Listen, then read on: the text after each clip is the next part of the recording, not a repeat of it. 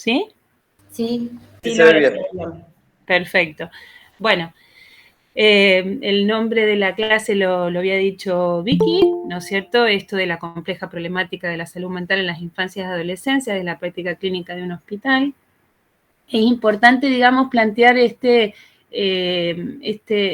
digamos, título porque en realidad esconde toda una posición, ¿no es cierto?, que tiene que ver con la transmisión a través de la conversación. Yo creo mucho en la transmisión como una conversación, por eso digo de poder pensar juntos, porque como dice Rita Segato, la conversación y no es otra, digamos, la conversación es una forma de pensar porque uno cuando siempre piensa está contestando a un otro que no está o a un otro que se quedó pensando, pero me dijo esto, entonces uno siempre dialoga, ¿no? No es una cuestión solitaria esto, ¿no? No es un monólogo, sino que se va construyendo colectivamente siempre y en interacción.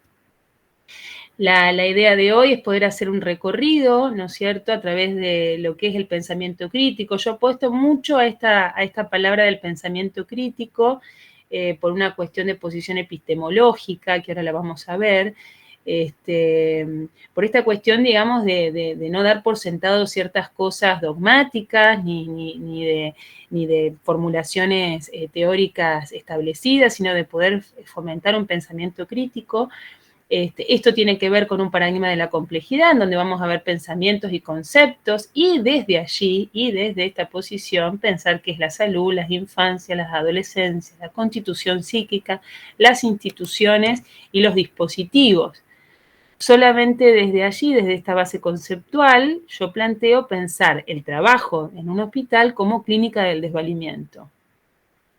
Esto hace un trabajo posible, pensarlo en estos términos, dentro de lo que se puede pensar como recorrido teórico y clínico, ¿no? Y de allí pensar las prácticas profesionales que están inmersas en esta clínica, en donde de alguna manera se identifica un no lugar a muchas cuestiones de la salud mental actual, de las infancias y adolescencias, y en donde yo propongo, digamos, esto de poder pensar, o de poder pensarnos como un nido simbólico en donde se puedan ir construyendo ciertas intervenciones, acciones, nuevas lógicas.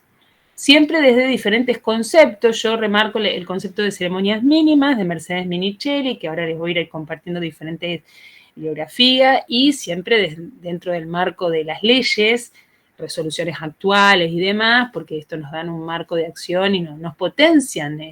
Hay que militarlas, ¿no? Para que sea letra viva, no letra muerta ahí en un artículo, sino, bueno, poder darle cuerpo. Eso no es sin nosotros, sin los trabajadores. Y, digamos, creo que el último punto es la creatividad, porque, digamos, frente a todo esto no nos queda otra que buscar nuevas formas. Hay toda una transformación por delante. Yo no los veo a ustedes, pero no sé si ustedes ven el PowerPoint entero y no me ven a mí o sí, ¿sí? No. Sí, vemos las dos cosas. Sí, se ve. Ah, se ve, perfecto. Ahí tendrías que capaz que Sí. amplificar el power, ¿no? Ah, ¿y no está amplificado? No, poné modo abajo a la derecha. Sí, pero lo puse. A ver, ahí está. Ahí se ve. Pensamiento época. Se ve, pero no se ve como, o sea, se ve todo lo de arriba, digamos, todas las ventanitas, todo el programa. Ah, mirá vos. Mirá, yo lo veo todo entero acá en mi compu. Entonces tendría que... Vos sabés que voy a dejar de compartir pantalla, lo voy a poner y después lo vuelvo a... Ah, no, pero no lo puedo hacer, sino... A ver, espera. Igual se veía, Lore, ¿eh? Se veía bien. Lo que sí, digamos, si querías le sacabas no es que no se veía bien. Claro, pero vos sabés que no... Yo cuando pongo modo pantalla entero, no, entonces tendría que compartirlo como pestaña, no como ventana. Capaz, ¿viste que te da esa opción? A ver, probá. ¿Alguien sabe un poco más de esto? A ver, no sé. No sé. Ay, qué lástima. Pero no, dale, hacé lo que hiciste recién que estaba bien igual, se veía bien. A ver. Cancelar, espera. Porque yo lo veo en pantalla completa y no la... Ah, bueno, pantalla completa. A ver. Disculpen, ahí voy de vuelta. ¿Ah? Tranqui, no hay problema. Y no me lo va a permitir ahora.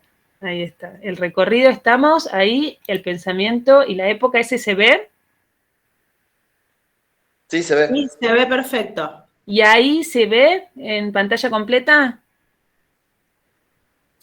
No, se No, ve. se ve como una presentación de PowerPoint. Pará, escuchá. Igualmente, pará, porque creo que estamos hablando de cosas distintas. Se ve completo todo. Se ve perfecto. Pero se ve con el programa alrededor. Claro, lo que se ve es el programa alrededor. Pero no Claro. importa, igual se nota y se lee. Sí, pero no sé. Fíjate en las opciones que aparece abajo, esa que tiene un librito. Sí, ahí voy ¿Con esa yo. vas? En esa voy, y vos sabés que ahí Ahí sí, Ahora Ahí sí. va. Ah, perfecto, ahí va. ahí va. Bueno, Ahí va. pensamiento crítico y época, ahí se ve entero. Se Sí, ve como presentación, digo. Exacto. Sí, Ahí ahora se ve sí. enterito. Yo me quedé Perfecto. pensando porque alguna vez había tocado algo de ahí abajo y no me acordaba qué era. Es el Y bueno, sí, librito. era eso, el librito, Es el acordémonos. librito, no el otro de la presentación que ponemos siempre, viste, en los otros lugares. Sí, bueno, perfecto. Ahora aprendí algo nuevo. Bien. Bueno,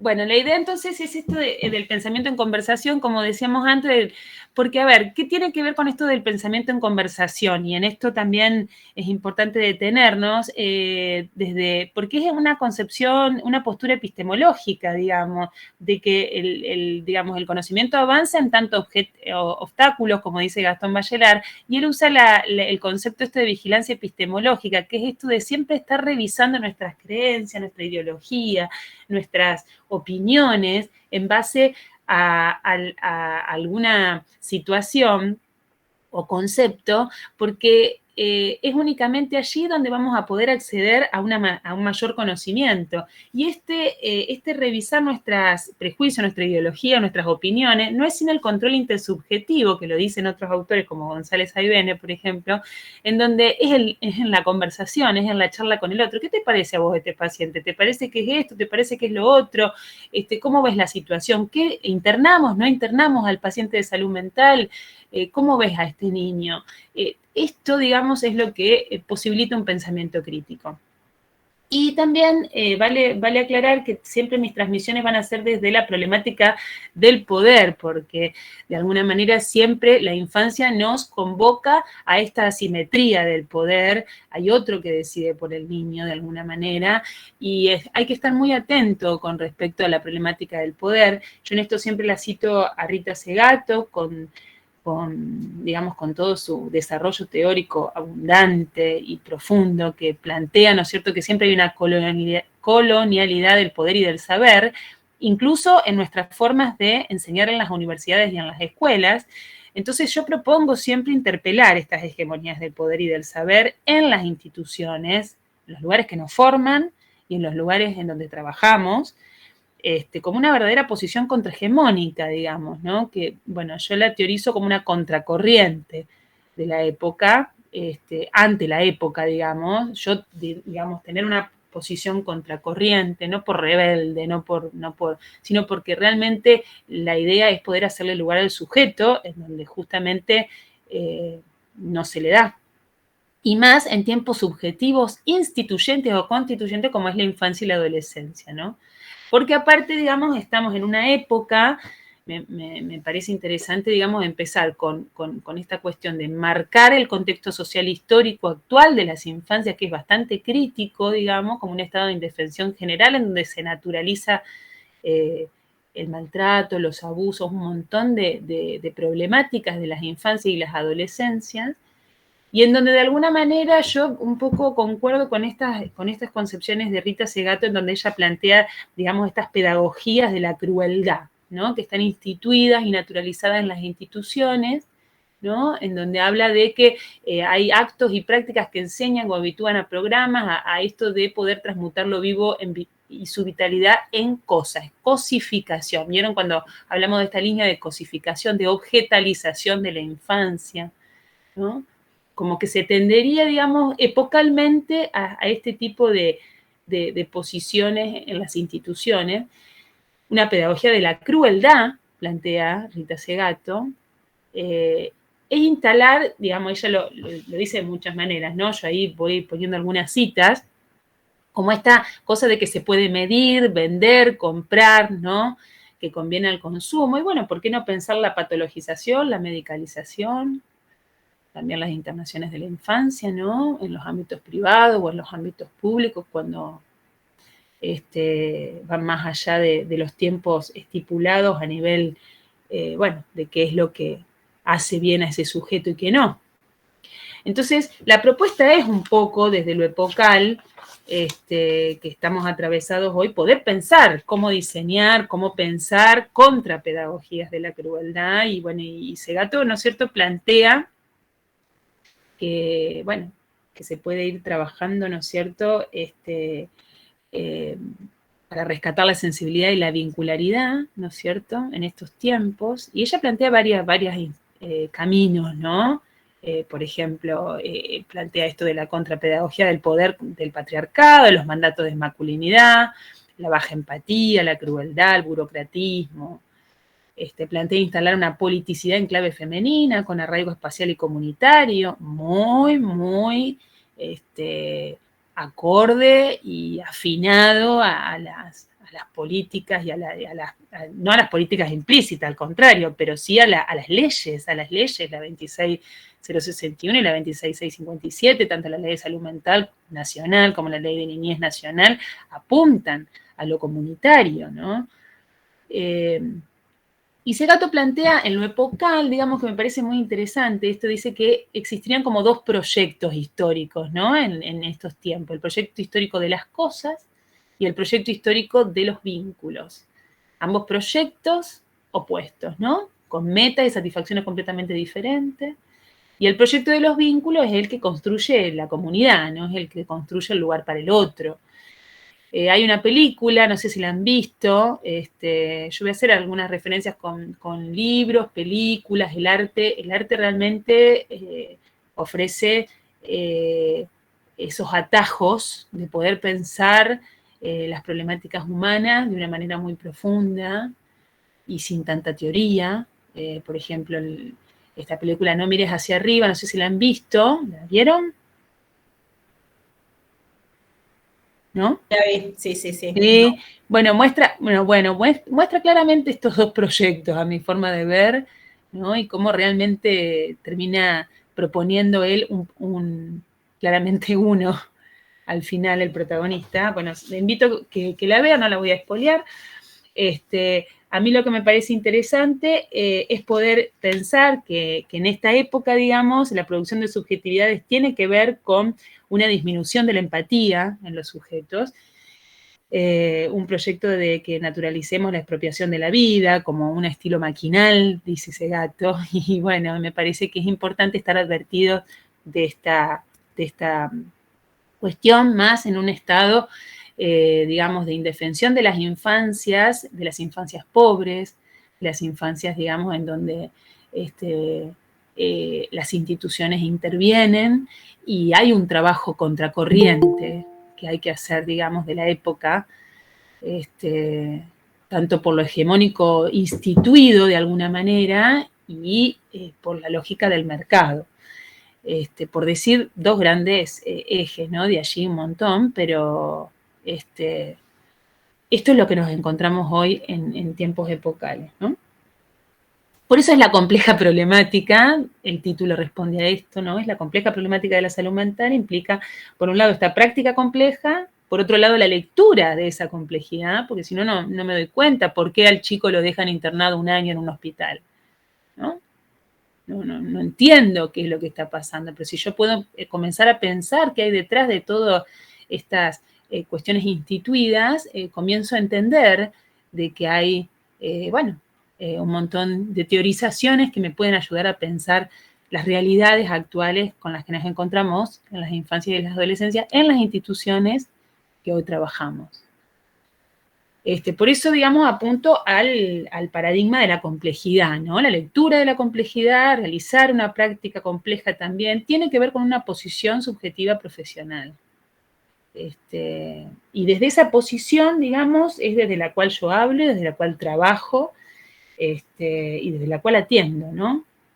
Entonces, este paradigma de la complejidad es un desafío poder pensarlo, porque obviamente que es más fácil simplificarlo, ¿no? Edgar Morin, quien es el que teoriza el paradigma de la complejidad, plantea que la patología moderna está en el espíritu de hipersimplificación, que ciega la complejidad de lo real. Así, dice él, somos ciegos al problema de la complejidad. Y esa ceguera es parte de nuestra barbarie.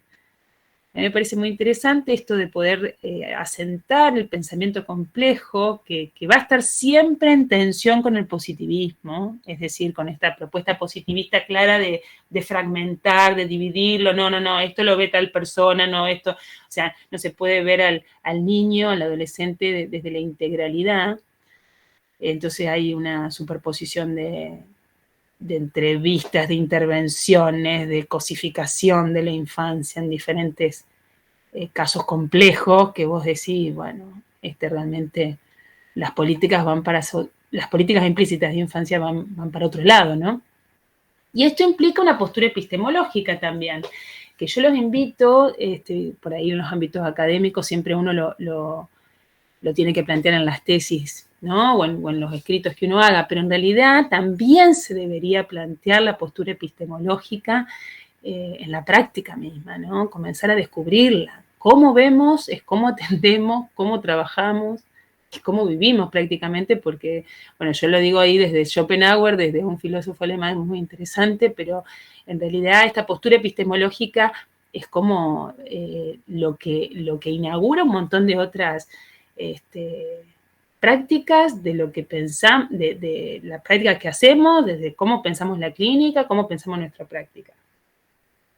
Porque, digamos, desde allí la postura, bueno, como decía Victoria al principio, ¿no? Teórica, clínica, política, yo diría subjetiva y ética, y algo que se puede hacer con respecto a eso, ¿no? No es lo mismo cómo va a pensar la infancia y la adolescencia un neurólogo, un pediatra, un maestro, un abogado en el Poder Judicial, que un trabajador de la salud mental. También depende, digamos, desde qué paradigma y teoría se posicione, ¿sí? No sé, quedó la pregunta esta de si son trabajadores sociales, porque lo disciplinar también hace a esta complejidad, ¿no? Desde donde yo voy a mirar a la infancia y a la adolescencia, donde voy a hacer mis lecturas. Hay psicólogos, me gustaría saber cómo están formados ahí en RISAM. ¿Cómo está constituida hoy? Los que me escuchan. Está constituida, sí, son 3 años de formación. Ajá. Cada año cuenta con una compañera de psicología, de trabajo social y de medicina. Bien, o sea que a partir ahora de octubre se incorpora enfermería también al equipo. Bien, enfermería. Y en una oportunidad yo tuve, digamos, en el Hospital de Niños una comunicadora social también que rotaba, de RISAM de Paraná, ¿puede ser? Sí. Sí, en Entre Ríos hay comunicación social, terapia ocupacional también. También, perfecto.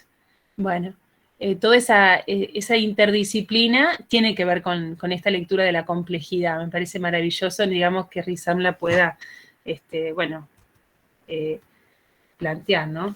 Bueno, entonces, a partir de... Una cosita, Lore, que que venías hablando, que también resonaba, porque justamente hoy en la clase anterior compartieron las chicas sobre ansiedad, estuvimos trabajando esa cuestión, y también esto que se remarcó mucho como la importancia del contexto y de lo epocal, como una de las dimensiones a analizar para no solo caer en las prácticas más clásicas de la medicalización o de la atención por consultorio, sino también poder abrir el juego a otras cuestiones como la actividad física, la recreación, la construcción de vínculos, el fortalecimiento de vínculos, y no solamente entre pares, sino también en lugar que aparecemos ahí las instituciones y los equipos de salud, también en la construcción de estas estrategias, y obviamente siempre pensada con ese otro con el que estamos acompañando o interviniendo dentro de los abordajes. Creo que Perfecto. eso salió justo hoy, por eso también quería como traerlo acá, que justo lo volviste a nombrar vos, entonces estaba Bien. bueno reforzarlo. Buenísimo, buenísimo. Bueno, de eso se trata porque es la base desde donde yo veo, desde donde yo voy a pensar las cuestiones, ¿no? El entrecruzamiento de discursos, miradas, visiones, lectura, esa es la complejidad, ¿no? Esto me parece, bueno, estamos afinando entonces, juntos. Bien. Bueno, a partir de esa base, de esa posición epistemológica, vamos a pensar qué es la salud, qué es la infancia, las adolescencias, qué son las instituciones, los dispositivos, a partir de allí, ¿no? Qué son las prácticas profesionales. Entonces, como para hacer como un repaso así general y rápido, ¿no? El concepto de salud arranca desde allá de la posguerra, en 1948, con el famoso concepto de la OMS, que luego después, en la década del 50 y del 40, adquiere como un furor de modelo biomédico hegemónico, como lo dice Menéndez, ¿no es cierto? Porque que garantiza, digamos, una solución de problemas en la población y que toma, digamos, un rigor simbólico tan grande, ¿no? Que poco a poco después se lo critique, se pasa al modelo más social, ¿no es cierto?, sobre todo en Latinoamérica, donde se empieza a cuestionar esta hegemonía del discurso médico.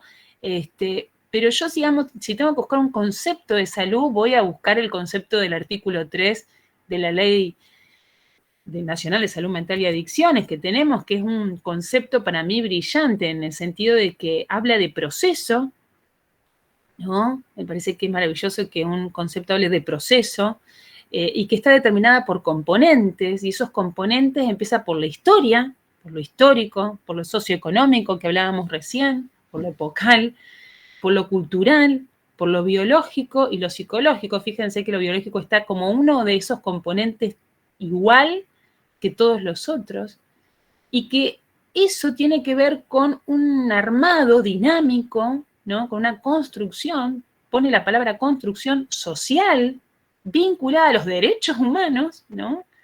Y sociales de toda persona. A mí me parece que es una de las más lindas concepciones que he leído de salud, realmente rompe con el paradigma positivista, el artículo 3 y tanto el artículo 4 de la Ley de Salud Mental, saca a las adicciones de la seguridad, que es todo un tema, hacerlo constituir en la realidad, eso también, pero me parece que también toma en cuenta la desigualdad económica y social de muchos teóricos que hoy realmente hablan de cómo eso influye en la salud, ¿no? Y como salud integral, diría yo, ¿no? Es un concepto que se podría tomar como salud, sacarle mental, salud, realmente. Bien, a partir de este concepto de salud, podemos pensar, bueno, ¿qué es la salud en las infancias, no? Es un término, ¿qué es la infancia, no? Como campo del saber, más allá de qué es un niño en particular, ¿qué es la infancia? Como campo de saber es un término polisémico, nos va a decir Mercedes Minichelli, quien es la que teoriza mucho sobre las infancias y las instituciones. Hay un libro que les recomiendo, no sé si se me ve como que para mostrar un libro, ¿sí? Sí, Lore, se ve. Bien. Bueno, hay un libro que se llama Infancias Públicas, no hay derecho, que lo recomiendo, que es un libro ya desde 2008, es un libro bastante, creo que la edición es de 2008, sí. No, 2004, incluso, 2004. Este libro justamente habla de las infancias en estado público, y bueno, en donde Mercedes Minichelli va a plantear que infancia es un significante en falta de significación, ¿no? Y que según se la predique o según cómo se la adjetive, es allí donde cada uno, digamos, va a ir encontrando el concepto de infancia y de adolescencia. Si bien la historia de la infancia, digamos, ha tenido, digamos, todo un lugar de objeto a lo largo de la Edad Media, solamente recién a partir de la Edad Moderna se empieza a tomar en cuenta ese periodo de la infancia como un periodo de construcción. Hay muchos teóricos como de Maús, como digamos también, no me sale ahora el nombre, el que teoriza sobre la infancia a nivel histórico, Lo cito todo el tiempo y no me sale, pero bueno. Philippe Ariès, muchas gracias, Philippe Ariès, justamente que habla, ¿no es cierto?, cómo esta infancia recién ahora se está tomando en cuenta, pero sigue teniendo como un lugar de objeto en algunas infancias que quedan en este lugar de la minoridad, ¿no? Esto que también teoriza Graciela Frigerio con el árbol del menor, esto que también teoriza Mercedes Minichelli con el concepto de infancias en estado de excepción, ¿no? Por eso digo que hay un abanico de significaciones que porta cada época, desde lo histórico, la infancia, como habíamos dicho, es moderna, la concepción colectiva, ¿no?, de mitos, de tradiciones, lo biográfico de uno, ¿no?, cómo juega el concepto biográfico de uno, de las infancias, lo político, que digan las políticas, por ejemplo, no es lo mismo hoy trabajar con infancias después de la Convención de los Derechos del Niño en 1989. Esto marcó un antes y un después en cómo se toma en cuenta a la infancia, desde lo institucional y desde los discursos, ¿no?, disciplinares, jurídicos, médicos, psicológicos, pedagógicos, ¿no? Si tenemos que decir algo de la infancia es esta fragilidad, ¿no? La fragilidad es lo que la define, el desvalimiento, la construcción de este armado psíquico, de esta constitución psíquica, que no es sin un otro, no cualquiera, un otro significativo para el otro, para ese niño, y que lo aloje, ese otro significativo. Tanto en la infancia como en la adolescencia, más allá que en la adolescencia ya sabe leer, tal vez escribir y ir al baño solo y digamos, es independiente físicamente, psíquicamente hay que acompañar en la adolescencia como en la infancia. Y Minichelli plantea la infancia debe tener exilios obligatorios, ¿no?, como el exilio de la sexualidad, del sexo, del trabajo y de la violencia. Y eso, lamentablemente, en esa pesadilla que dice de Mauss que recién se están despertando, ¿no?, en la historia de la infancia, todavía tenemos esas realidades. Eso, por un lado, en lo que es conceptos de infancia, como un subrayado rápido, ¿no es cierto? Y luego poder pensar qué son las instituciones, ¿no? ¿Qué queremos decir con el término de instituciones? Pues nosotros trabajamos en instituciones con infancias y para construir salud, de alguna manera, o para intervenir sobre situaciones de salud.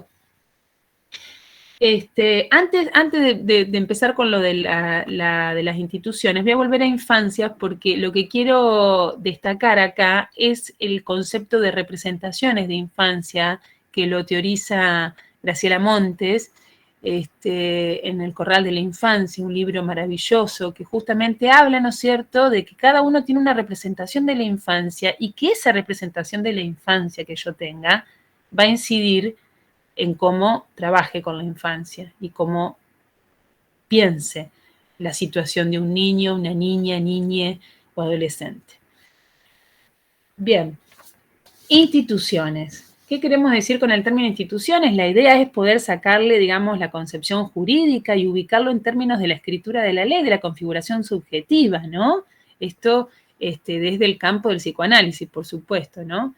Hay un autor, Legendre, como también otro autor, Kosicki, que hablan, digamos, que la cuestión de lo jurídico, la ley, es el mayor elemento de humanización del sujeto, porque de alguna forma instituye una marca simbólica de la diferencia, ¿no? La institución del lenguaje como instrumento mayor de humanización. Entonces, de alguna manera se genera, con este discurso, con las leyes, la institución será considerada como la dimensión legislada de la vida. Quiere decir que la institución transcribe hechos biológicos en efectos sociales. Por ejemplo, cuando un niño nace, bueno, se lo inscribe con el DNI, y todo esto es vía las instituciones que, bueno, como que van haciendo marcas en la historia de un sujeto, ¿no? Desde la temprana, desde los primeros tiempos, ¿no? Desde su nacimiento, la temprana infancia, a posterior, ¿no? Entonces, es importante, digamos, que todo esto que está marcado institucionalmente y socialmente en la infancia y en la adolescencia, que son saberes instituidos, se puedan, ¿no? Cuestionar o desarticular muchas veces cuando coagulan, cuando encriptan ciertas situaciones. Porque no se trata de algo natural, sino de algo instituido. Y esto nos permite de alguna forma, ¿no es cierto?, operar, intervenir, preguntar. De allí el término instituir, ¿no? Instituir infancia como un proceso singular y colectivo que está sujeto al devenir singular de cada sujeto, ¿no? Y en las formas ceremoniales colectivas, ¿no? Hay como un doble juego acá en lo que estoy planteando como el concepto de instituciones, ¿no? De lo instituido y de lo que se puede instituir, ¿no? En la infancia, adolescencias, el plural es muy importante por la diversidad y las diferentes divergencias que puede haber en las infancias, en las adolescencias y en la problemática de salud, ¿no? Tratando de pensar estos tres ejes que ya estamos poniendo sobre la mesa: salud, infancia, adolescencia e instituciones. Y a partir de allí, poder pensar los dispositivos. Poder pensar dispositivos de instituir cuidado, de instituir infancia, ¿no? El dispositivo pensándolo desde las conceptualizaciones de Michel Foucault, obviamente, que es como el núcleo del pensamiento Foucaultiano, tiene que ver con los dispositivos. Y si vamos al concepto de dispositivo, que acá lo transcribo, porque me parece interesante, ¿no? Desmenuzar las palabras claves que tienen los conceptos, como por ejemplo esto de es un conjunto heterogéneo, ¿no? Que compone discursos, instituciones, habilitaciones arquitectónicas, decisiones reglamentarias, leyes, medidas administrativas, enunciados científicos, proposiciones filosóficas, morales, filantrópicas, en fin, lo dicho y lo no dicho. He aquí los elementos del dispositivo, dice Foucault. El dispositivo mismo es la red que tendemos entre estos elementos, el entre de todo esto. Hay un dispositivo de infancia, por supuesto, instituido. Hay un dispositivo de infancia instituido, del cual justamente lo que tenemos que hacer es un poco interrogarlo, cuestionarlo. Y en estas, digamos, instituciones y dispositivos instalados están lo que Mercedes Minichelli nombra como ceremonias mínimas, ¿no?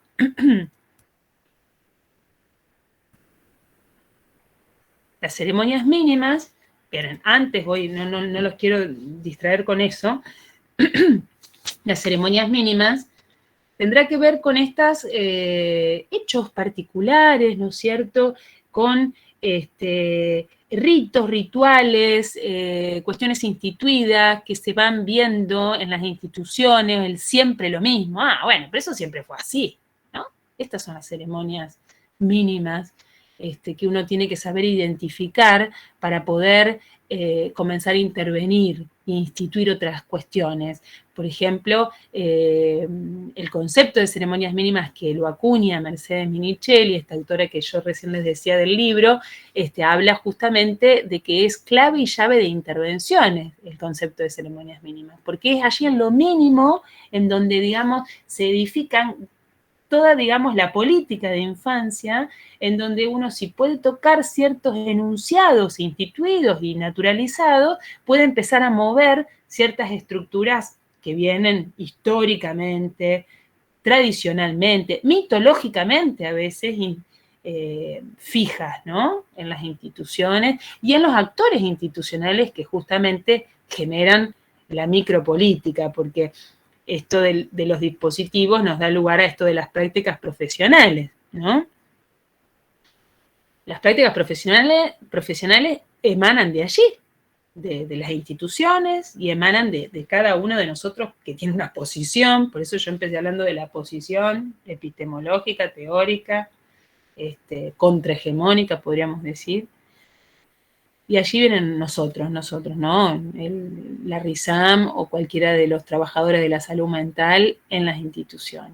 ¿Cómo acompañar a los sujetos en construcción? Porque la infancia y la adolescencia son sujetos en construcción, en donde se juega justamente la constitución psíquica de estos niños y donde las instituciones influyen en esta constitución psíquica. Nuestras prácticas profesionales influyen. La Jean-Pierre planteaba, ¿no?, que el chico patea el balde. El chico vino al mundo justamente a eso, a patear el balde. Y eso nos permite a nosotros los adultos poder parar y pensar sobre qué hacemos con eso de que si el chico viene y patea el balde. Bueno, a mí me llaman al sector salud mental del hospital, me llaman, no, porque rompió toda la pieza del hogar, rompió todas las piezas, yo no sé qué hacer con esta chica, qué vamos a hacer. Bueno, ahí o bien me pregunto qué podemos hacer, interrogo, busco, digamos, la singularidad de la historia, de qué le está pasando, de esa angustia que emerge, o bien puedo, ¿no es cierto?, esto del rayo que ahí habla el dibujo, puedo ir por el castigo, ir por otras vías, ¿no? En la vía de cosificación, si quieren, estos conceptos que pensábamos antes con Rita Segato. Bien. Las prácticas profesionales.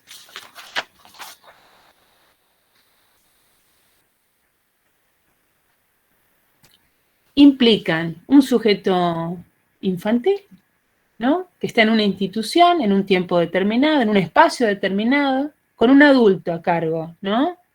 Ojo con las encerronas trágicas allí, en este sujeto infantil y este adulto, y donde tenemos que hacer jugar una terceridad. Buscar la terceridad siempre. Esas son las prácticas profesionales. La terceridad, la que pueda instalar, instituir funciones subjetivantes, condiciones favorables para la constitución psíquica, ¿no? Depende de los tiempos del sujeto infantil, ¿no? Porque no es lo mismo intervenir en la primera infancia de 0 a 3 años que intervenir en otro tiempo de la infancia o en la adolescencia o en la pubertad. Depende del adulto que esté a cargo, no es lo mismo el adulto que cuida en un hogar al adulto que está enfermero, trabajador social, médico o psicólogo en un hospital o en un centro de salud. Los espacios, las funciones, las posibilidades. Y en esto, digamos, cómo juegan los equipos de trabajo, las interdisciplinas, los discursos, ¿no? Bueno, todo esto hace las prácticas profesionales, acompañar a un sujeto en construcción en las instituciones, y que tiene que ver con una ética y tiene que ver con esto de poder instituir salud, instituir infancia, instituir otras cosas. Bien, desde allí pensar la clínica del desvalimiento. No sé si voy muy rápido, no sé si quieren comentar algo, antes de seguir acá en esto de la clínica del desvalimiento. Para mí va perfecto, no sé si... Yo tengo algunas preguntitas, pero me parece que lo voy a dejar para el final, para no interrumpir que viene con un training. Bueno. ¿Están de acuerdo todos los otros también? ¿Sí? Sí, está bien, sigamos. Sí, Gonzalo, bien. El resto, las colegas, las residentes también. ¿Sí? Bien. Bueno, entonces desde estos conceptos de salud, de infancia, adolescencia, de instituciones, dispositivos, pensar una clínica que planteo yo en un país como Argentina, en un hospital público de una provincia, como clínica del desvalimiento. Pensar clínica del desvalimiento es pensar un dispositivo hospitalario que tiene una historia, porque en 2016 lo que ocurrió en el hospital siempre venía ocurriendo, lo que pasa es que la clínica y la casuística ha cambiado mucho del 99, de 1999 a la fecha. Hoy la problemática de las infancias y de las adolescencias ha cambiado de aquella. Sí se mantiene los abusos y los maltratos, pero ha cambiado en producción de subjetividad, en producción de padecimientos, digamos, de la época, ¿no? Y entonces, si bien siempre se han atendido niños que viven en los hogares, en centros de alojamiento, con medidas excepcionales. Antes se atendían sin medidas excepcionales porque vivían allí, y hoy, digamos, después de la ley, de la implementación de la ley nacional y de la ley provincial, se atienden, digamos, porque son, digamos, objetos de medidas de protección excepcional, ¿no? Entonces requirió de la construcción de un dispositivo particular. En el 2016, digamos, comenzamos a trabajar no solamente cuando pedían tratamiento para el niño, sino quién lo pedía, digamos. Si el hogar decía, no, bueno, yo lo solicito, el problema, digamos, tenemos acá en la consulta para un niño porque se porta mal o tiene crisis en el hogar, bueno, vamos a atender a este niño, pero vamos a atender también al equipo técnico del hogar. Entonces se empezó a trabajar con un dispositivo de admisión institucional, en donde se empezó a trabajar con los hogares, con los equipos técnicos de los hogares. Desde el 2016 se empezaron a escuchar a las instituciones de infancia en el hospital de niños, lo cual generó, digamos, todo un ámbito de trabajo diferente y donde, digamos, el paciente ya no era tanto el niño, sino los adultos que cuidaban a ese niño. Porque de alguna manera se trabajaba esa situación que los convocaba a consultar, pero también se trabajaban múltiples más situaciones porque se hacía un efecto multiplicador a las otras infancias y adolescencias que estaban en esa institución, porque de lo que se trataba era de pensar qué es un niño en esas infancias. Parecería como que la infancia pobre, la infancia desamparada, abandonada, no manejaba los mismos términos que la infancia que tiene una familia, ¿no? Entonces se volvía a repetir la cuestión de la minoridad, del discurso de la minoridad, del patronato, naturalmente. Entonces, empezar a trabajar esto a nivel institucional permitió en muchas instituciones un trabajo de instituir infancia, de instituir salud, de hacer las cosas de otro modo, ¿no? Obviamente que es todo un camino a seguir apostando. La pregunta siempre va a ser la de siempre, ¿no? Es una pregunta que siempre se relanza, ¿qué es un niño, no? ¿Qué es un niño con cualquier paciente que me llega, con cualquier adolescente que viene? Y siempre voy a pensar en la constitución psíquica de ese paciente, ¿no? De ese niño, de ese adolescente, como este cachorro humano, ¿no? Por su prematurez biológica, como decía Spitz, que hace todo un estudio, ¿no es cierto?, con respecto al marasmo hospitalario, donde yo planteo, no me voy a poner, digamos, la constitución psíquica, si la tenemos que pensar, tenemos que hacer una clase aparte de lo que es el proceso de constitución psíquica, pues es un proceso de humanización del cachorro humano, con las diferentes vicisitudes, operaciones psíquicas, inscripciones psíquicas que hay, que eso podríamos hacerlo, pero en otra clase aparte, y ameritaría realmente de varias clases tal vez, porque es la base desde la cual se entiende, digamos, el desarrollo freudiano, lacaniano, o bleichmeriano, si quieren, depende, o winnicottiano, si quieren, ¿no es cierto? Depende de qué autor tomemos, podemos pensar en profundidad la constitución psíquica, pero básicamente son los primeros intercambios entre ese adulto y el bebé. Digo adulto porque muchas veces no es la mamá o el papá biológico, sino una persona que se hace cargo de ese cachorro humano, de ese niño, donde va dejando marcas en ese pequeño, y va construyendo a partir de ese intercambio su aparato psíquico en un proceso de subjetivación, que lo llamamos los psicólogos, ¿no?, a lo largo de la infancia. Es decir, quién le canta, quién lo arrulla, quién lo duerme, quién lo baña, deja marcas. Es vital para ese aparato psíquico. Entonces yo me empecé a preguntar, ¿quién los dormía a la noche en las instituciones de hogares a estos niños? ¿Quién le canta una canción de cuna a estos bebés de los hogares? La leche, ¿la toman todos igual la merienda? ¿A todos les gusta lo mismo? ¿O hay un cuidado particularizado, como dice Lacan, de ese sujeto desvalido? Bueno, y ahí se empiezan a jugar un montón de cuestiones a pensar en las instituciones de infancia. La privación, estos son conceptos bien de Winnicott, la privación, del otro. La deprivación es cuando ha habido un otro, pero luego por diferentes razones, en este caso Winnicott lo teoriza desde la posguerra, en la Segunda Guerra Mundial, donde los niños fueron deprivados, ¿no es cierto?, de sus padres y fueron separados a centros de alojamiento.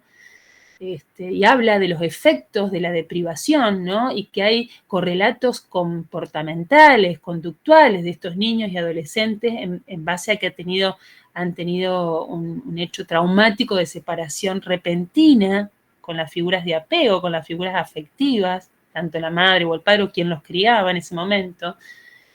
Y eso, de hecho, nosotros también lo podemos observar en las infancias y adolescencias que llegan a las instituciones, ¿no? Esta cierta suerte de deprivación de que el niño es sacado de un hogar porque sufre maltrato y lo sacan del hogar al niño y lo ponen en una institución y de repente está deprivado, desafiliado, porque no sabe ni dónde está la familia ni qué pasó, desamparado, porque tampoco es que llega y hay toda una estrategia de contención y de trabajo en las instituciones cuando esto ocurre. Es más, hay un desauxilio, y esto lo dice Silvia Bleichmann, que el desauxilio, incluso cronificado, produce profundos sentimientos de desvalimiento y de soledad en un niño y un adolescente. Entonces, ¿cómo no pensar todas estas problemáticas como una clínica del desvalimiento? Por decirlo de alguna manera, ¿no? Podría seguir ampliando en ejemplos la problemática que traen las infancias y las adolescencias en orfandad. Entonces, el concepto de desvalimiento se presenta como clave, digamos, en esta clínica que llega a un hospital de niños. Incluso, bueno, yo lo traigo en la escena de la orfandad, pero el desvalimiento también lo podemos pensar en una enfermedad crónica donde un niño vive en un hospital años. También lo podemos pensar en situaciones tal vez que no estén con medida excepcional, pero que atraviesen situaciones traumáticas, ¿no? Porque, bueno, el desvalimiento tiene que ver con la constitución psíquica, ¿no? Esto, sí, tiene que ver con el proceso de constitución psíquica, a ver si ahí tengo, bien, con el proceso de constitución psíquica, donde hay un otro significativo y donde, a ver, cuando nacemos somos todos desvalidos, pero siempre hay un otro que se hace cargo de este desvalimiento, de esta prematurez biológica, ¿no? Y ese otro es este adulto, ¿no? Porque ¿qué es un adulto? Nos ponemos a pensar. Ahí tenemos que ir realmente teóricamente a la noción de sujeto, que también ese adulto fue un desvalido y pudo, digamos, transitar su infancia y su adolescencia y constituirse como un adulto. El adulto es una función que implica una asimetría de poder y de saber y que instala y que en teoría tiene que instalar un cuidado del otro. No solamente un cuidado biológico, físico, sino psíquico, de sus necesidades psíquicas, emocionales. Es ese otro significativo que sostiene y humaniza. Y según las diferentes teorías psicoanalíticas, ¿no? La francesa, la inglesa, la norteamericana, ¿no es cierto? Se teorizará, se profundizarán algunos aspectos más que otros. Yo no voy a entrar en esta cuestión de debate psicoanalítico de las escuelas, porque a mí lo que me interesa es la infancia y el desvalimiento. Cualquier teorización que sirva para pensar el desvalimiento y la infancia es válida. Entonces me parece que estas discusiones religiosas, digo yo en forma irónica, pero me refiero, no voy a detenerme en los problemas, digamos, en estas cuestiones, sino realmente en la realidad a abordar. Entonces, este otro significativo, ¿no? A ver si, este otro significativo, no, hay una frase que le voy a decir más después, es que venía en palabras, ¿no? Si bien, bueno, acá ya está grande y puede pararse en el dibujo como se lo ve, pero en realidad es este otro que baña con canciones, con palabras, con cuentos, con lo que sea, ¿no? Pero como que da este abrazo, este sostén en la vida, bueno, y lo constituye como adulto, y es lo que posibilita salir del desvalimiento, ¿no? Ir construyendo, bueno, un sujeto, ¿no? Un sujeto que se pueda afrontar su vida, ¿no? Tanto, no solamente las cuestiones pulsionales internas, sino también un mundo exterior.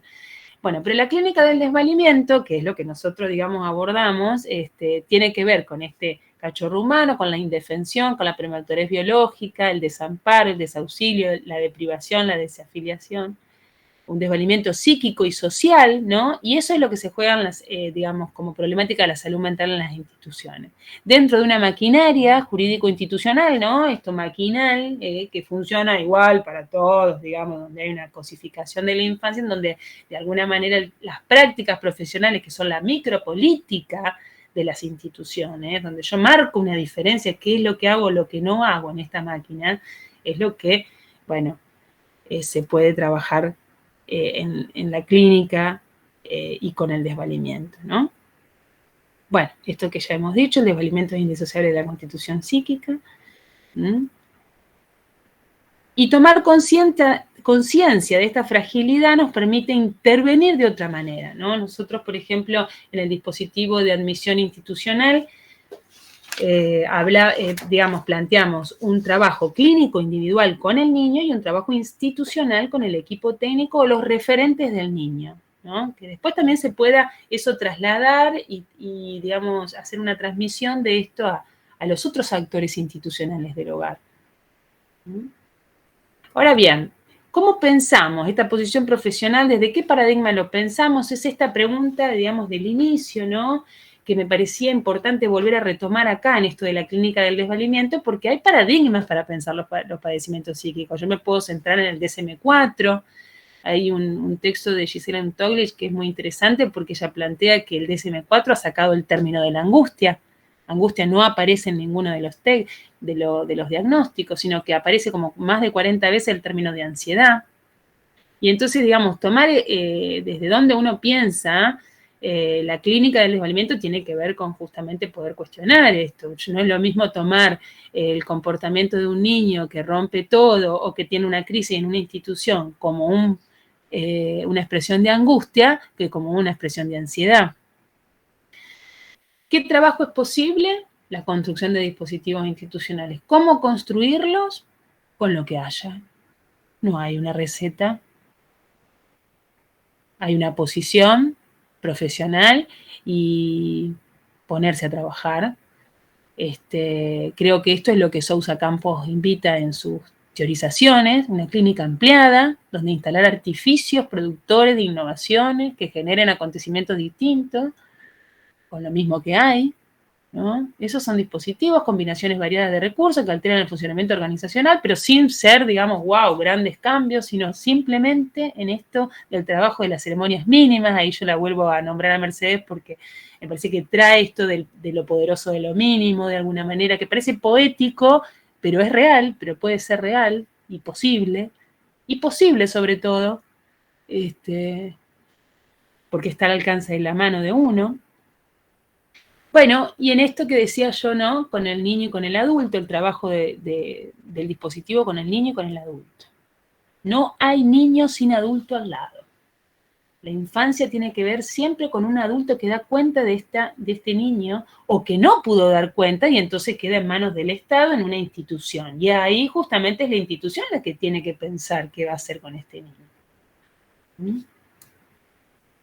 Entonces, clínica del desvalimiento es esto, infancias y adolescencias como un campo del saber que hemos tratado de pensar brevemente en una historia singular, porque dentro de ese campo del saber, donde yo tengo una representación de infancia, viene un niño particular, singular, con su historia, donde yo comienzo a conocer, a balizar sus puntos libidinales, cómo fue su desarrollo, cómo fueron su historia, sus traumas, sus miedos, sus abandonos.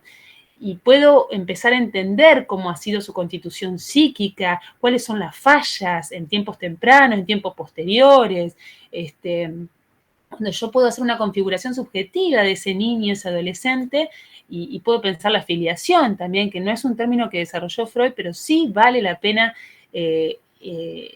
digamos, instalarlo acá como un punto, la cuestión de la filiación de las infancias, del niño en particular o del adolescente que consulta, y cómo, digamos, tengo que encerrar en esta problemática las instituciones, ya sea los hogares, la normativa vigente, el discurso jurídico, las escuelas, ¿no?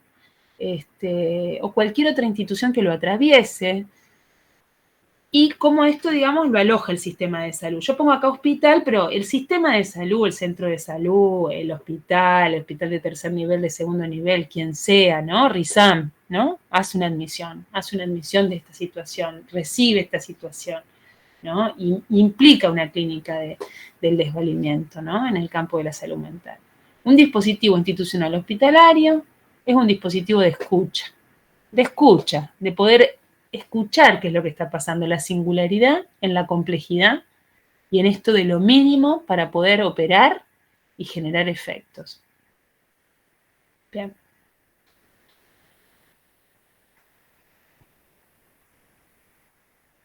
Digo que en esto de la clínica del desvalimiento implicaría no solamente el niño que vive en hogar, sino el niño con patología orgánica, el adolescente con consumo, gran tema, las adicciones y la adolescencia, el narcotráfico, incluso para las internaciones, es todo un eje de laburo, y que tiene que ver con las prácticas profesionales, y yo digo del no lugar al nido simbólico como un problema actual que observamos, ¿no? Porque, por ejemplo, muchas veces en las instituciones nos dicen, bueno, no hay lugar para esta clase de chicos, no puede vivir acá en el hogar este chico, mirá cómo hace toda esta situación, cómo rompe todo, cómo... Entonces está el no lugar que termina viviendo en un hospital, por ejemplo, o que va de hogar en hogar, ¿no? Que va haciendo como un desplazamiento de su vida en diferentes lugares, habla de una disponibilidad, de una no disponibilidad del otro como adulto que se debe hacer cargo, ¿no? Porque ya tuvo una no disponibilidad inicial, tal vez, en donde intervino el Estado, y el Estado como vuelve a repetir este no lugar, ¿no? Como redoblando los desvalimientos constantemente, lo cual creo que es un punto de poder visibilizarlo y poder parar, ¿no? Bueno, no se puede ir a otro lugar y así. Entonces, muchas veces en el hospital nos hemos encontrado con situaciones en donde decimos, no, que se quede acá. A ver, que tratemos de ver qué está pasando y cómo podemos ayudar a esta subjetividad. Bien. Eso es lo que propongo que sea como nidos simbólicos, ¿no? Donde nido simbólico en el sentido de poder dar lugar a eso que no tiene lugar. No sé si hay alguien que quiere hacer una pregunta ahí, ¿no?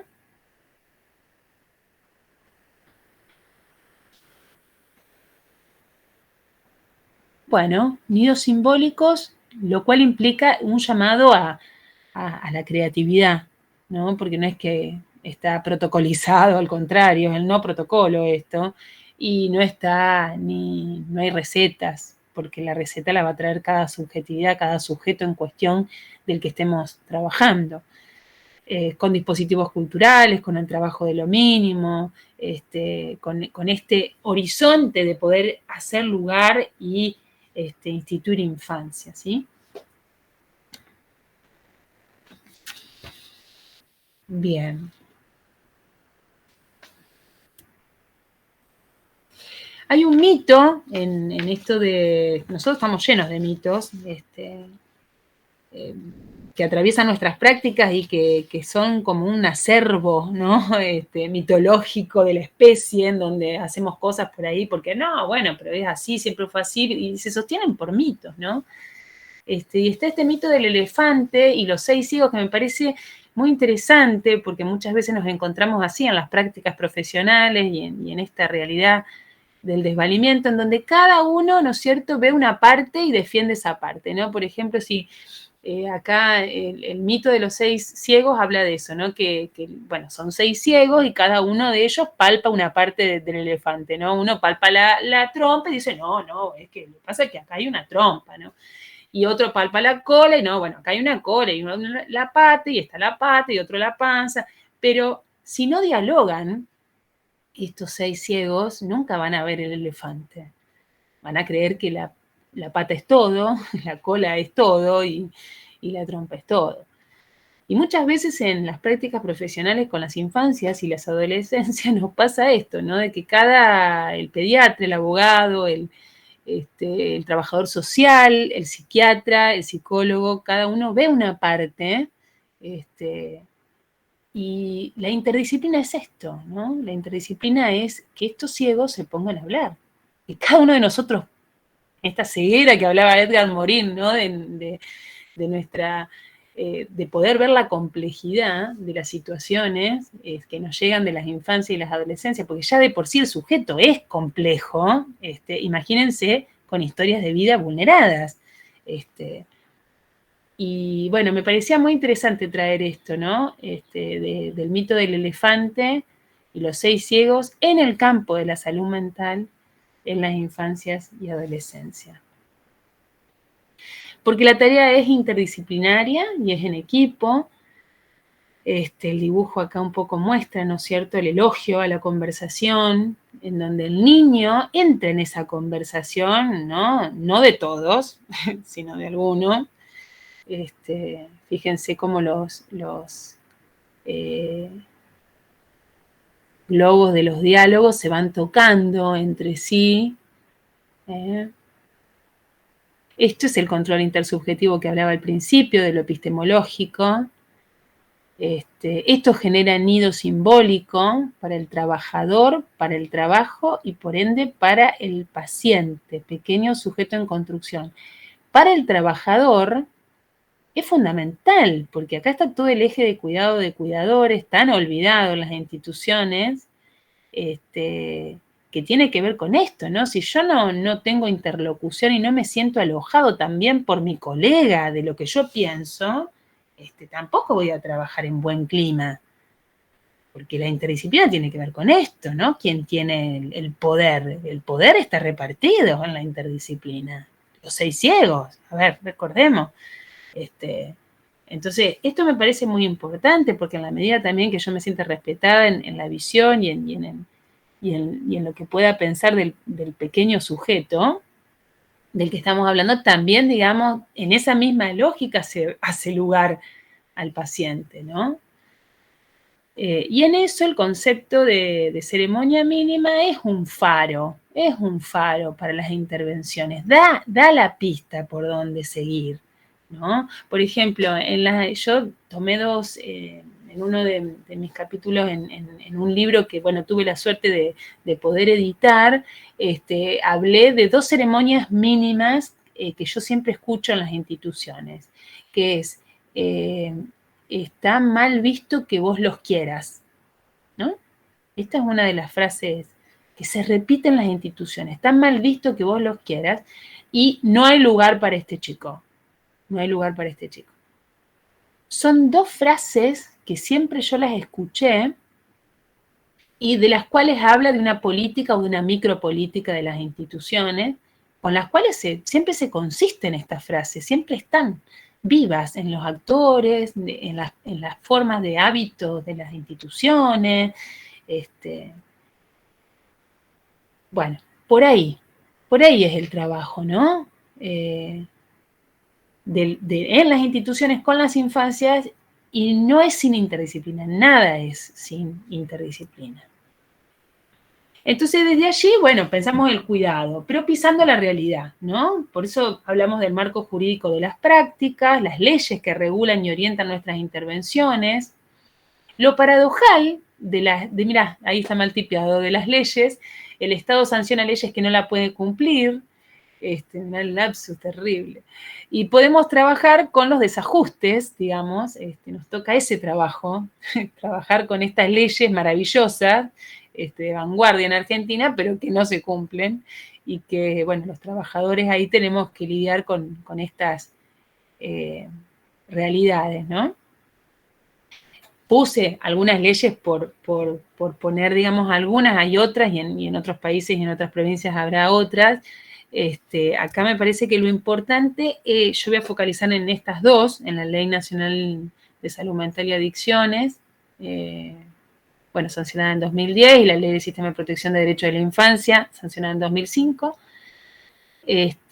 porque creo que van de la mano, porque las internaciones de salud mental traen estas dos leyes en escena, la ponen así, con la Internación de Salud Mental de una infancia y de un niño, de un adolescente, niña, en un hospital, es una internación involuntaria, ¿no? Entonces, ya toca, digamos, la Ley Nacional de Salud Mental con la Ley de Infancia en la internación de un hospital. Convoca ambas leyes en acción. Y ambas leyes están en tensión en una realidad actual porque, como decíamos, en lo epocal va para otro lado, digamos, no para los derechos humanos. Y por otro lado, los sistemas que proponen ambas leyes apuestan al territorio, un campo completamente despojado y poco atendido por las políticas y por los recursos. Todos los recursos van a las coordinaciones y no van al territorio. Ambas plantean un armado artesanal interdisciplinario que se traduce en el territorio como intersectorial, ¿no? Y haciendo comunidad. Fantástico. Pero todo eso hay que construirlo, ¿no? ¿Por qué? Porque tenemos un problema, tenemos varios problemas en el sistema de salud actual, ¿no? Y acá ya me meto bien como sanitariamente hablando, ¿no? Desde lo sanitario, hay problemas identificados, por lo menos yo haría esta lectura, esta es una lectura mía que he armado, digamos, de grandes dificultades en el sistema de salud mental, con lo cual nosotros lidiamos en las prácticas profesionales con infancia y adolescencia en la salud mental. El problema del sistema de información, por ejemplo, una ausencia de registro total de la estadística en salud mental, ausencia de la epidemiología crítica, no se puede realizar un diagnóstico a nivel provincial o comunitario de cuáles son los problemas, ¿no? Los recursos humanos interdisciplinarios, las prácticas de abordaje, ¿no? En los centros de salud o en el territorio. No se sabe qué pasa a quienes trabajan y qué se produce. Luego está la red de trabajo, que también, digamos, hay grandes dificultades comunitarias, intersectoriales, digamos, una debilidad de recursos humanos en el interior de la provincia. Llega todo desde Tostado, vienen derivaciones a veces al hospital de niños o de diferentes pueblos, digamos, porque la red todavía empieza de a poco a fortalecerse. La accesibilidad es un tema, ¿no? La accesibilidad no solamente territorial, cultural, la accesibilidad cultural, de que se pueda, digamos, consultar por la angustia en un centro de salud, eso todavía está en construcción. La accesibilidad a la atención comunitaria. Las adicciones, otro gran punto. Políticas implícitas y explícitas contrarias, ¿no? La medicalización, la patologización. Otro eje de problemas identificados en el sistema de salud, la capacitación, en general, en la comunidad general, como también en la comunidad científica, la falta de capacitación y concientización de una clínica con perspectiva de derecho, en salud, porque, bueno, los laboratorios son muy fuertes, hay una fuerte impronta de la medicalización. Entonces, hay una inexistencia también de monitoreo y de evaluación constante en el sistema de salud, y todo esto hace, digamos, a nuestras prácticas. Entonces, ¿vamos para la transformación del sistema de salud? Sí, por supuesto, vamos, estas leyes lo proponen, la transformación del sistema. Ahora, ¿cómo lo hacemos en las infancias y la adolescencia en salud mental? Todo un trabajo de hormiga, ¿no? Yo planteo esto del trabajo de hormiga en lo mínimo, porque, bueno, creo en esto, en esta cosa de las cosas mínimas que van abriendo un camino, tanto en lo del trabajador, el mismo trabajador como cuidado de cuidadores, como en el paciente que se atiende, ¿no? Yo tiro algunas, digamos, les propongo unas herramientas de transformación, lo teórico, los conceptos, ¿no? lo que uno puede pensar, ¿no? Por eso empezábamos hablando de las coordenadas de la época. Si ven, el cuadro empieza desde el lado izquierdo con esto de las coordenadas de la época, el sistema neoliberal, la adecuación de la ley, cuestionar la institución asilar, la endogamia y la crueldad instituida, ¿no? Y entonces vamos a un concepto de salud desde un paradigma de la complejidad, apostamos a la interdisciplina, a la intersectorialidad, para transformar al sistema de salud como un cambio de paradigma. Y, bueno, incluimos el concepto de cuidado, ¿no? En esta situación de cada niño, niña y adolescente, la construcción de redes, de políticas éticas de salud, bueno, para poder construir dispositivos enraizados en atención primaria de salud, por supuesto, la base del sistema de salud. Bien, ahora, esto, si lo pensamos en la internación de salud mental, en los hospitales, que ustedes también lo van a tener como experiencia en la RISAM, las internaciones, el concepto de cuidado es fundamental. El concepto de cuidado, ¿no? El concepto de cuidado como este cuidado de este otro significativo que hablábamos antes, ¿no? Que constituye, que hace constitución psíquica en la infancia y en la adolescencia. Ahí este dibujo un poco ve o se plantea, ¿no? Bueno, no sé qué es lo que cada uno ve, porque ahí está, eso es lo interesante de la ilustración. Lo que cada uno ve, que va a ser distinto, como lo de los ciegos, ¿no? Y el mito del elefante. Así que, bueno, dejo que cada uno vea algo ahí. No voy a decir mi opinión porque tal vez obturo el advenimiento de otra. Pero bueno, para pensar la internación en salud mental, propongo 7 ejes, ¿no? El primero, y el que nos inaugura como tal, inaugura me refiero en la función misma de trabajadora de la salud mental, es la escucha clínica, ¿no? Esa escucha clínica no es sin interdisciplina, esa interdisciplina no es sin equipo de trabajo. Creo que una internación de salud mental nunca se puede sostener solo, siempre se tiene que sostener en equipo de trabajo, por las razones que fuesen, y hay muchísimas razones por las cuales es imposible que se pense en internaciones sin equipo. Trabajar en salud es imposible sin equipo, ¿no? De hecho, Paco Maglio, el que teorizó el burnout, el síndrome del burnout, él decía que aparece un síndrome del burnout cuando el equipo de trabajo se rompe. Bueno, de otra manera, Pichon Rivière lo ha dicho también, con los sistemas, digamos, con el equipo de trabajo, centrado en la tarea. Bueno, hay muchos que han teorizado sobre los equipos de trabajo, que me parece que es un concepto muy importante en el sistema, digamos, en salud, poder pensar el equipo de trabajo. Desde Pichon Rivière a mí me parece muy interesante esta idea de la tarea, ¿no? Centrados en la tarea. Bueno, luego también en las internaciones de salud mental, lo de las condiciones y los criterios, hay condiciones para hacer la internación de salud mental. Si no se cumplen ciertas condiciones, no, por ahí no se pueden hacer internaciones en salud mental, ¿no? Y criterios, ¿qué se interna, qué no se interna, cuándo se va de alta, cuáles son los criterios a construir, ¿no? Con el equipo de trabajo, interviniendo desde la escucha clínica, desde la interdisciplina. Luego están los aspectos institucionales para hacer las internaciones en salud mental. Cada institución es un mundo y tiene una micropolítica instituida y lugares asignados, funciones. Y habrá que ver qué se puede hacer en cada institución. No es lo mismo internar en un hospital de niños que en el Mirey López, que en el Protomédico, que en el Cuyen, ¿no? Me parece que es importante poder pensar en cada institución la cultura institucional de cada lugar, ¿no? Y luego están los dispositivos culturales. Yo creo que la Internación de Salud Mental invita a que cada institución pueda instalar, construir a su modo y a su forma dispositivos culturales, espacios donde no solamente esté lo recreativo, sino lo creativo, ¿no? Esta disponibilidad de un otro de poder jugar, empezar a digamos, empezar o brindar este espacio donde la subjetividad se despliegue de otra manera.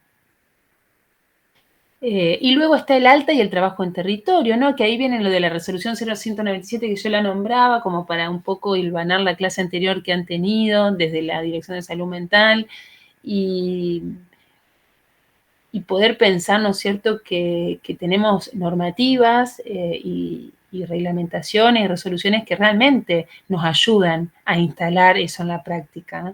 Pero bueno, hay que apostar a concretarlas, digamos, en el territorio, ¿sí? Bien. Y luego, todo esto no es sin creatividad. Bueno, como si fuese poco, todo lo que estamos pensando juntos.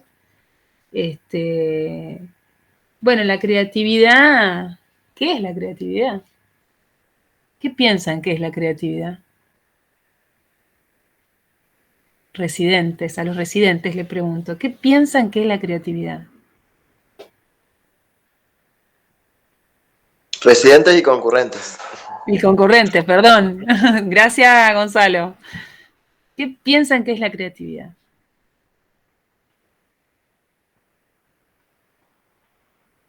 La posibilidad de crear algo, como así en primera instancia. Bien, la posibilidad de crear algo. Ajá. ¿Se puede crear o se repite siempre?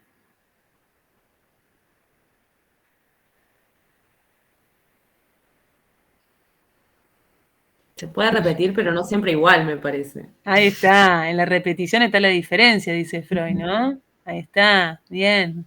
Bueno, de eso se trata, ¿no? Para trabajar con infancias y adolescencias hace falta jugar, dibujar, escribir, leer, cantar, ver videos, porque con los adolescentes ves videos, escribís frases, escribís, por ejemplo, todas las canciones. Yo he escrito en varias sesiones con algunos pacientes millones de canciones que tenían que ver con él. Porque, como dice Proust, uno en el libro, en la novela, en el cuento, se lee a uno mismo en las frases del escritor. Y la creatividad tiene que ver con, bueno, acá está la frase de Stapich que me acordaba hace unas diapositivas antes, que dice, el niño pasa de vivir en la placenta materna a vivir dentro de un baño de lenguaje que sustituye a ella. La creatividad tiene que ver con tomar ese mundo simbólico que nos envuelve y poder hacer otra cosa, ¿no? ¿Qué es la creatividad y cómo puede jugar un rol en nuestras prácticas? Es una pregunta muy importante para no repetir siempre lo mismo y para hacer alguna diferencia, como decía acá la compañera.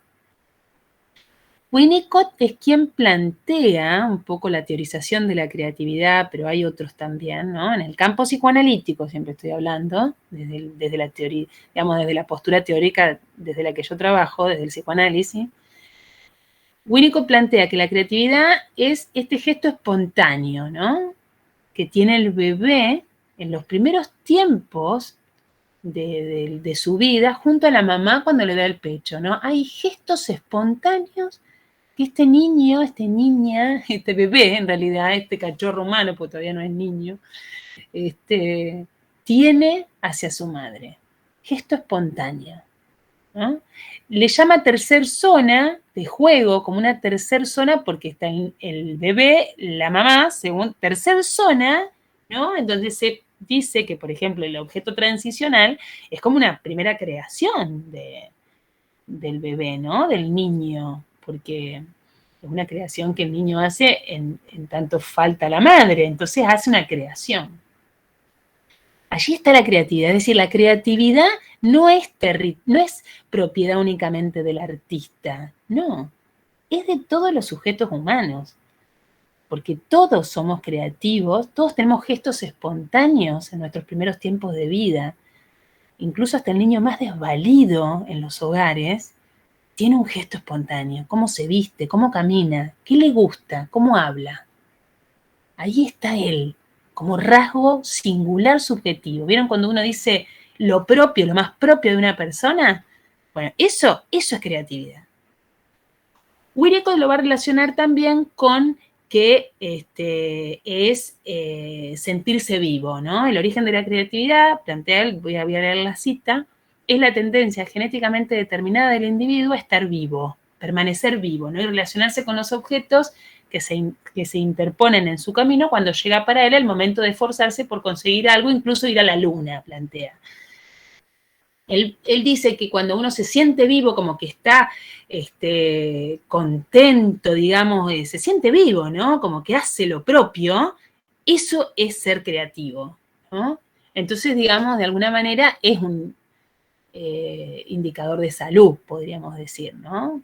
Una cuestión, Winnicott hablaba, ¿no es cierto?, en sus algunas cuestiones biográficas de Winnicott, él sufría de grandes depresiones, Winnicott, ¿no? Y se internaba solo, digamos, en las clínicas allá en Inglaterra, pero justamente hablaba de estas cuestiones de la creatividad, ¿no? Creo que también, seguramente porque le habrá servido también a él, ¿no? En esta cuestión de poder pensarse como un recurso, ¿no? Terapéutico, esto de la creatividad. Entonces, en el campo de la infancia, el adulto y su actividad del trabajo, sea maestro, psicólogo, pediatra, el rol que desempeña cuidador de un hogar, niñero, tiene que hacer jugar esta tercera zona con la infancia y la adolescencia, ¿no? En la adolescencia también. Y yo diría en la adultez también. Porque, bueno, este baño del lenguaje, bueno, esta cita de Elena Stapich a mí me parece maravillosa porque es como que ilustra realmente la indefensión que tiene un niño, un sujeto en construcción, un adolescente también.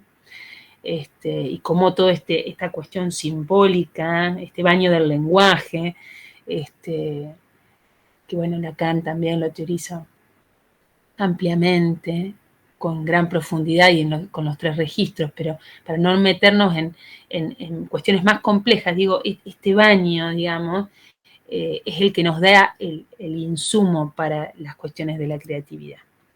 Y es lo que considero, digamos, que divide a las instituciones cómodas en instituciones vivas, tomando estas teorizaciones de Winnicott, de sentirse realmente vivo. Cuando las instituciones están vivas es porque, bueno, apuestan a la creatividad, ¿no? Una cosa está viva es porque, bueno, quiere hacer las cosas, no siempre lo mismo, ¿no? Y me parece interesante, ¿no? Que podamos pensar esto de las instituciones vivas. Y más en las infancias y en las adolescencias, con estos sujetos en construcción.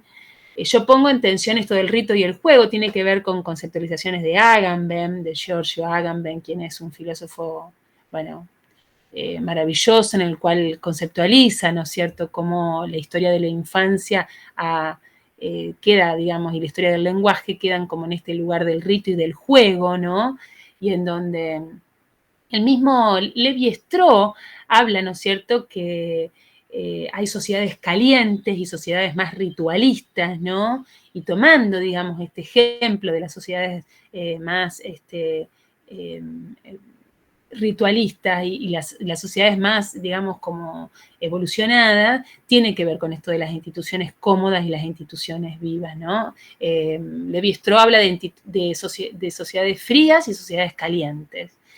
Las frías serían aquellas, ¿no?, que quedan ritualizadas, y las calientes, aquellas que quedan más del lado del juego, ¿no?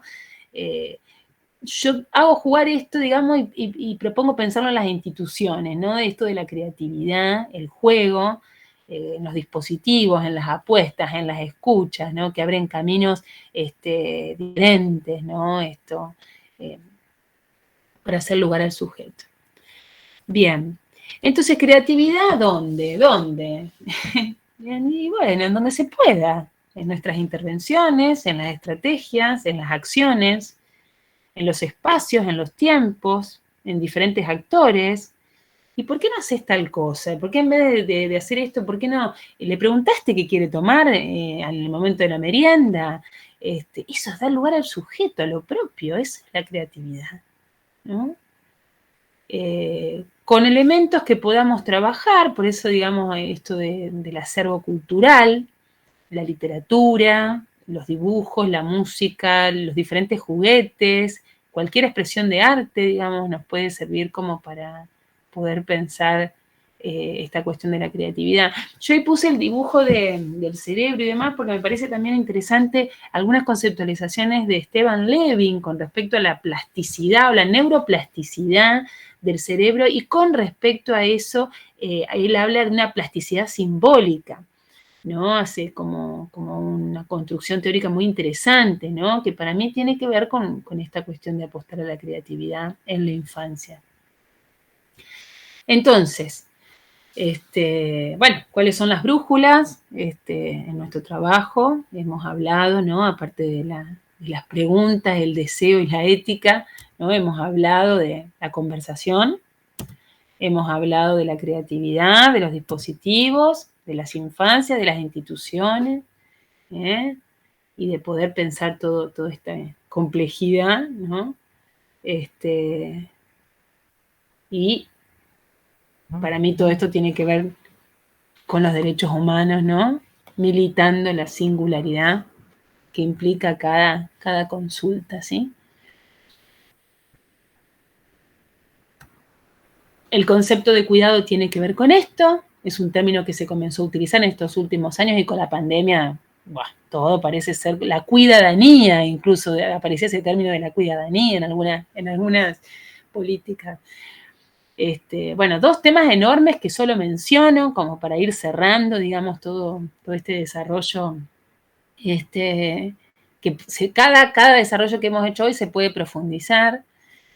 Las prácticas de salud como cuidado, Elena de la Aldea dice el cuidado en tiempos de descuido, y como que el acto de cuidar encierra una complejidad una nueva complejidad, estas complejidades que hemos hablado, por un lado la del paciente, la del sostén familiar o la comunidad, los procesos, las condiciones de vida, el lazo social, el cuidador, como trabajador también, como profesional, con su subjetividad, ese mismo trabajador, ¿no? Que está inmerso en los procesos colectivos.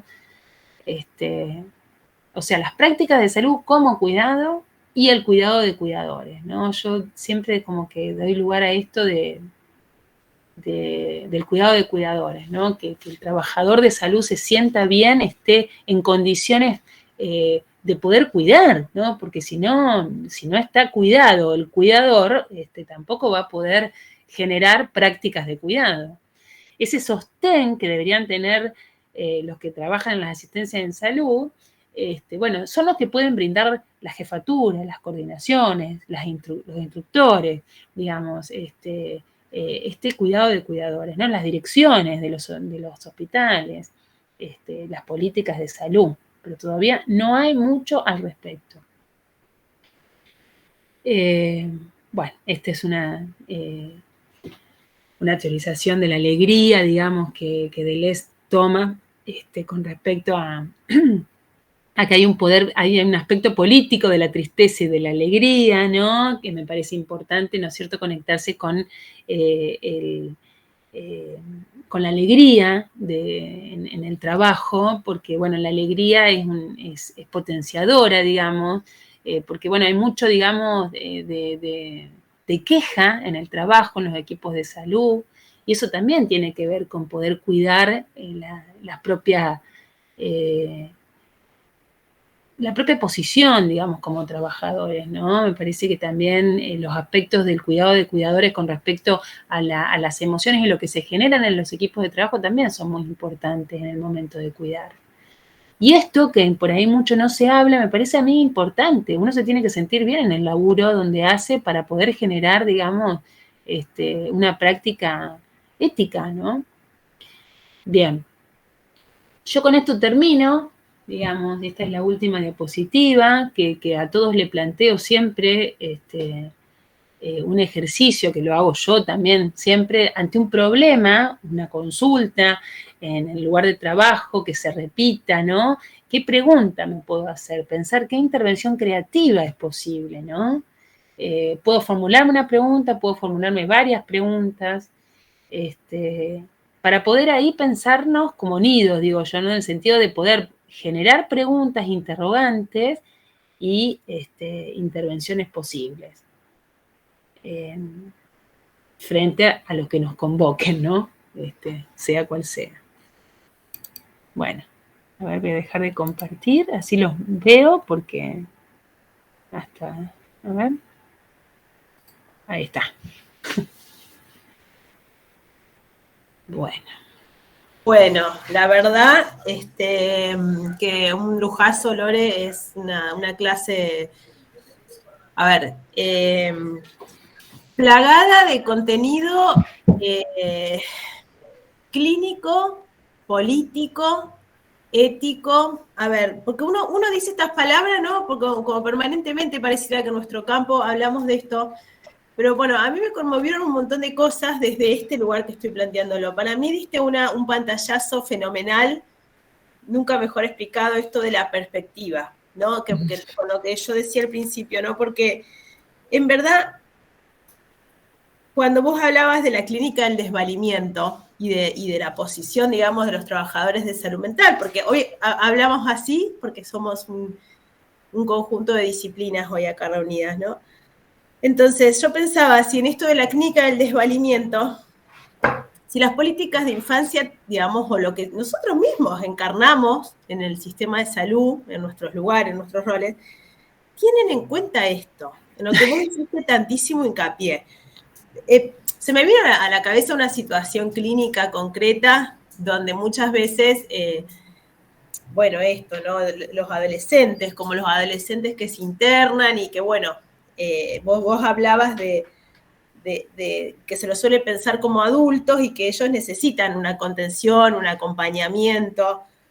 Pensaba en esto de la tercera zona, o sea, porque hice una especie de, no sé si a todos les pasó, pero la cantidad de conceptos, ¿no? Como pensaba en esto de la clínica del desvalimiento, las ceremonias mínimas, el nido. Me emocionó muchísimo ese dibujo de alguien que abraza con todo palabras alrededor, ¿no?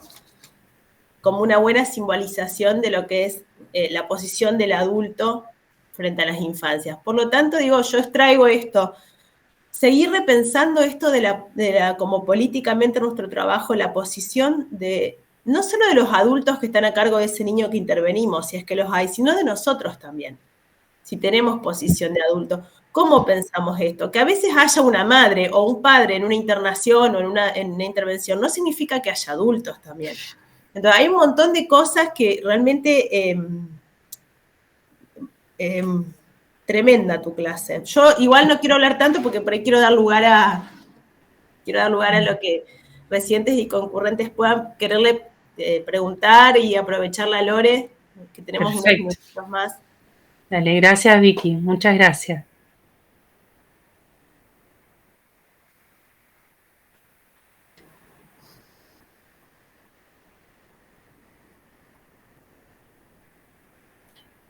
Por ahí tal vez le pueda resonar algún caso, alguna situación clínica que atiendan y puedan pensarlo, porque digamos, esto es estructural lo que un poco hablé, porque de ahí hay que bajarlo a cada singularidad, a cada situación.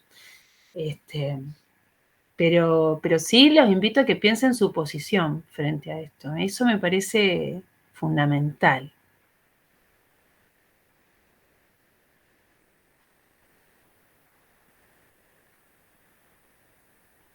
Ahí quedaron callados todos.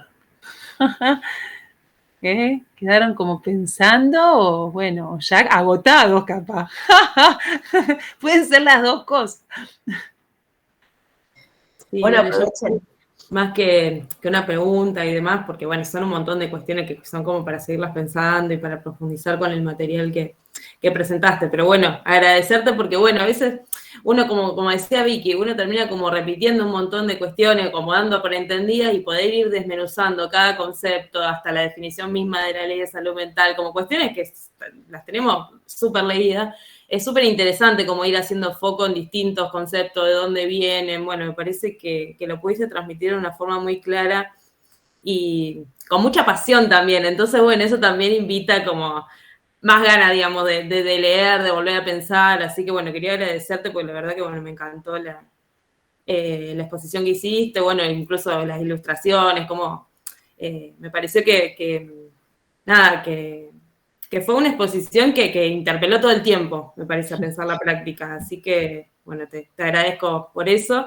Y bueno, creo que un montón de cuestiones nos van a quedar ahí como resonando y para dónde volver después también. Así que, bueno, gracias.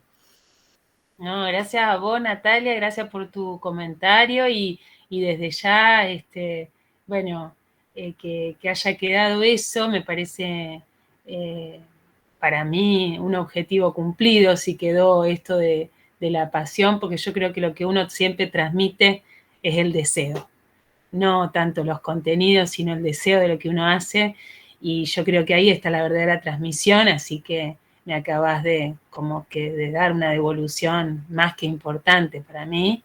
Yo creo que un analista hace eso, transmite un deseo. Y en eso me parece que bueno, en esa línea de esa transmisión, desde ya quedar a disposición para pensar situaciones concretas, tal vez, que atraviesen en la formación, en la RISAM, o en futuras otras situaciones. Gracias, Natalia. Pensaba, Lore, te lo tiro acá, digamos, pero por ahí después de última lo charlamos, pero estaría re bueno incluir esta clase como material de nuestra, digamos, en nuestra bibliografía, digamos, que puede ser para el ingreso, después lo vamos a ir viendo, ¿no? Pero tener esta clase para hacerla, para retrabajarla, para ir extrayendo esto que mencionábamos de la cantidad de conceptos que tiraste, como esta mirada integral que en 2 horas hiciste una perspectiva, digamos, para poder trabajar con las infancias. Bueno, eso, después lo conversamos, pero para poder incluir todo este material dentro digamos, de la bibliografía que circula bien. Obligatoria. Bien, bien. Buen día. Sí, bueno. Dale, Vir. No, dale vos, Vir. Bueno, primero sí que estoy completamente de acuerdo con Nati, me parece que transmitiste, fue hermosa la clase, y me dejaste pensando un montón de cosas. Voy a mencionar algunas porque si no repesada. Una es que me parece que en esto de las instituciones cómodas y las instituciones vivas, y cómo nosotros los residentes circulamos por muchas instituciones, porque tenemos una lógica de rotaciones, creo que eso le da mucho dinamismo a las instituciones por las que transitamos, porque a veces un mismo equipo haciendo una misma cosa por un montón de tiempo genera ese estancamiento, y me parece que ese lugar de residentes nos permite vivificar un poco las instituciones. Después pensaba, por otro lado, nada que ver, respecto al desvalimiento, pensarlo también en el adulto, porque, digamos, si bien el niño es constitutivo y es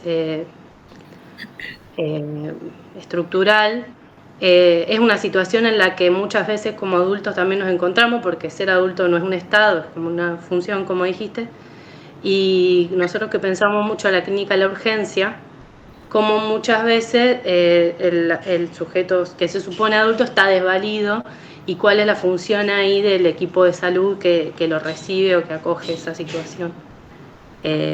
Bueno, para seguirlo pensando. Y después, en esto que planteabas de los entres en los dispositivos, nada, capaz vos proponías más que lo hablemos nosotros, pero si se te ocurría algún ejemplo o una cosa más descriptiva de cómo serían esas intervenciones, me parece fundamental, pero bueno, por ahí a veces cuesta después cómo palparlo más en el cotidiano. Bueno, eso, así no aburro. Gracias. Bien. Virginia, ¿no? Virginia. Bueno, muchas gracias, Virginia. Muchas gracias por tus comentarios. En la clínica del desvalimiento, yo tal vez no lo, viste, en la vorágine mía de hablar, implica que el desvalido estamos todos.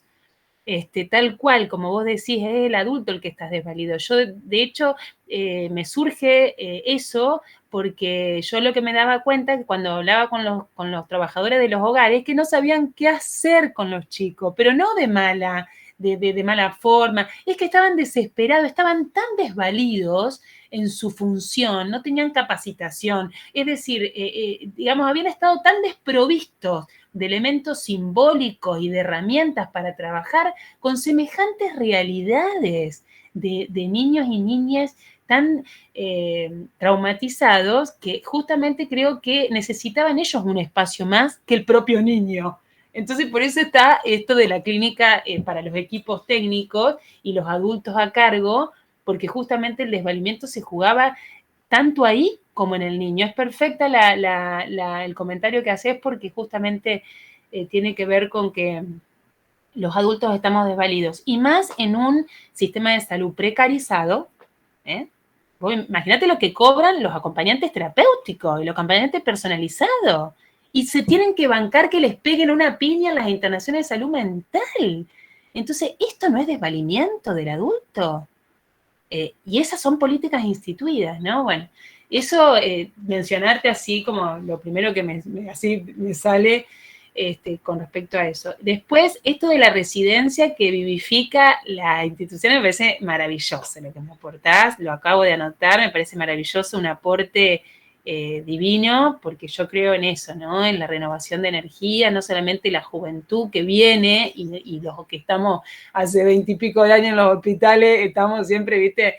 Pero yo también siempre busco cosas para renovar, es también esto de la creatividad, ¿no? Cuando uno busca la renovación constante, creo que RISAM es eso, y es un dispositivo RISAM, si querés. ¿Vos me pedías un ejemplo concreto? Bueno, pensemos a RISAM como dispositivo, que está en el entre, que está en el entre las instituciones, si querés, que está en el entre. ¿Por qué no pensarlo como dispositivo?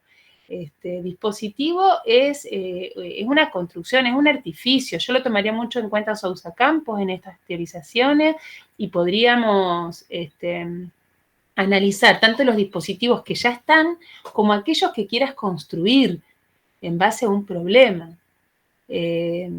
Por eso, digamos, el ejercicio final que yo planteaba de poder pensar un problema o algo que a vos te convoca, ¿no? A mí me convoca personalmente el desvalimiento, ¿no? De las infancias institucionalizadas.